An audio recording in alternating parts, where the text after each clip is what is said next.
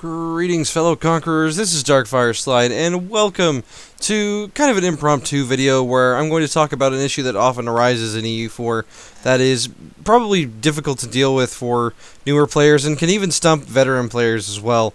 And that is kind of the idea of political deadlock.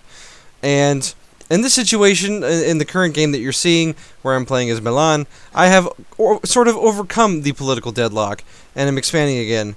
But what I'm going to do is explain the situation as it was, the challenges I had to overcome, and how I did that. So, I started out as Milan, and Milan is surrounded by a ton of other groups, a ton of other nations, and unfortunately for me, this entire belt of nations here all allied Austria, who you might know as the Holy Roman Emperor, which is obviously going to cause issues for trying to expand, since if they're allied to the Emperor, it's going to make expansion quite difficult. And so that wasn't really an option, and so instead, to begin with, I did what you should do, which is expand in another direction. So the first thing about political deadlock is, if you can't expand in the direction that you want to, which for us is southward into Italy, since expanding southward gets us closer to our goal as Milan of forming Italy. What you do instead is you find a different direction to expand into, and so I definitely did that here by taking over some of Switzerland and a little bit of Baden as well. Now, in the meantime, I was busy crafting a plan, thinking to myself, how am I going to get through this? How am I going to beat these enemies and stop them? And it took a lot. What I ended up having to do is allying a couple of people that I might not have otherwise allied. Now, they're a lot smaller than what you see now, because the Burgundians, or what remains of the Burgundians, managed to defeat them in a war. But I was allied to the Savoyards, who were surprisingly friendly towards me at first, despite having, a shared border. Typically, the Savoyards rival the Milanese, in my experience, and so this was an unexpected ally. And furthermore, I thought to myself, I'm like, okay, I need to get a great power ally. That's typically something you always want to do as a secondary or a regional power. You want to ally one of the big guys. So Poland was out of the question, just because, reasons, mostly distance. France was out of the question because they were so unbelievably strong at the time, and so the only other person I had to turn to was Bohemia. Well, why not Austria, you may be asking? Well, Austria had 5 allies. Austria still has 5 allies, but now they're our rival. And so that was the situation I found myself in. I was allied to Bohemia, and then I was also allied to Bavaria, I was also allied to Savoy, and I was also allied, for a little while, to Ravensburg, who I summarily dismissed when he was no longer of use to me. Now, all this being said, I did take Baden as a vassal here at one point, and Mantua, as you can see here, is still my vassal. Now, vassals are very important in overcoming things. In addition to saving you admin points on coring things, a 7,000 army contribution at this stage in the game is nothing to sneeze at. That's a 25% increase in the amount of effective troops that I have. Now, granted, they're probably not going to be as good of troops, but all that being said, it's still a nice contribution. So I found myself in this political deadlock. I couldn't expand southward. The aggressive expansion in the north was too much. I couldn't take any more without getting a coalition. And then, eventually, 2 events coincided that allowed me to break the deadlock. And you always want to watch out for these sorts of situations. So we have the province of Lucca here, and those of you who know about the achievement of Lucky Lucca, well, Lucca starts out as a 1-province minor, and this was no exception. However, unfortunately for Lucca, Lucca's only ally was Austria. Now, the ideal thing that you would want to do is attack the great power directly.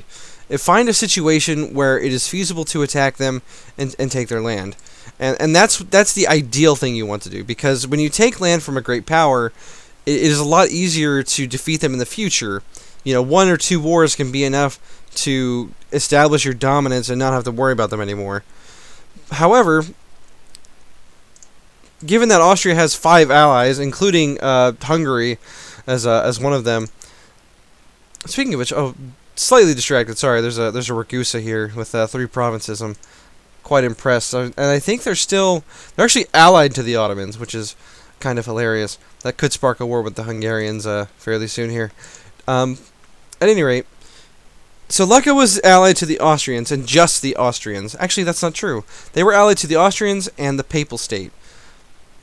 And so I looked at my group of allies, and I said to myself, we almost have enough. We can almost win this war.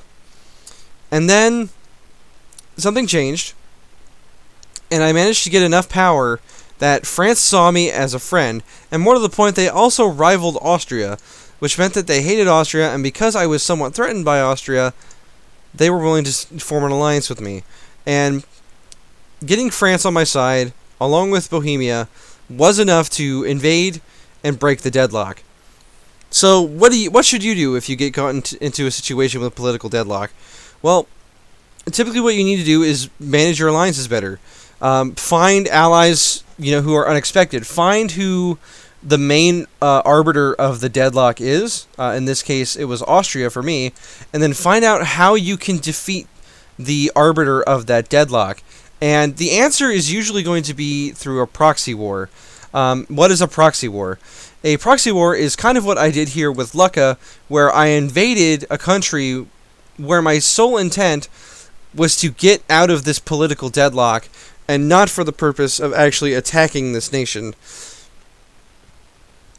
A lot of times this can be done, or it is always an option to consider to do a no casus belli war to attack a weaker ally of an enemy that is causing you issues.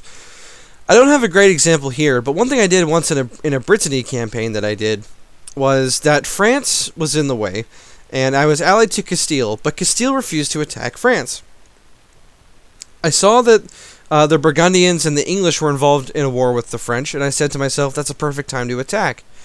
And I didn't have a way to attack the French because by myself it was suicide. I would doubtless be murdered. However, France was allied to Navarra, the nation of Navarra, which is usually right here.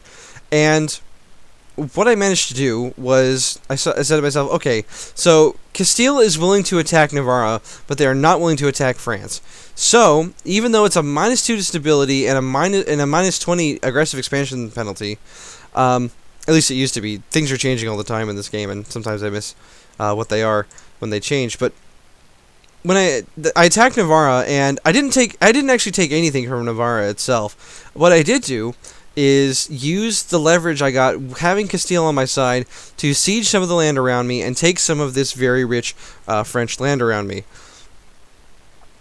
And so, whenever you feel stuck in the game, and whenever you feel like you can't expand, always be looking to your alliances, look at who the main problem is, and then begin plotting their downfall through either a proxy war or just by setting up a more intricate and powerful alliance web, typically through nations that maybe you wouldn't think would be your allies, or maybe that you wouldn't think are that strong, but together may be able to overcome your adversary.